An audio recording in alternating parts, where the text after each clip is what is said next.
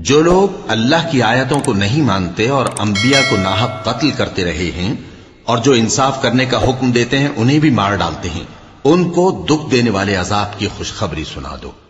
یہ ایسے لوگ ہیں جن کے اعمال دنیا اور آخرت دونوں میں برباد ہیں اور ان کا کوئی مددگار نہیں ہوگا۔ بھلا تم نے ان لوگوں کو نہیں دیکھا جن کو کتاب یعنی تورات سے حصہ دیا گیا اور وہ اس کتاب اللہ یعنی قرآن کی طرف بلائے جاتے ہیں تاکہ یہ ان کے تنازعات کا ان میں فیصلہ کر دے، تو ایک فریق ان میں سے پھر جاتا ہے اور منہ پھیر لیتا ہے، یہ اس لیے کہ یہ اس بات کے قائل ہیں کہ دوزخ کی آگ ہمیں چند روز کے سوا چھو ہی نہیں سکے گی، اور جو کچھ یہ دین کے بارے میں بہتان باندھتے رہے ہیں اس نے ان کو دھوکے میں ڈال رکھا ہے۔ تو اس وقت کیا حال ہوگا جب ہم ان کو جمع کریں گے، یعنی اس روز جس کے آنے میں کچھ بھی شک نہیں، اور ہر نفس اپنے اعمال کا پورا پورا بدلہ پائے گا اور ان پر ظلم نہیں کیا جائے گا۔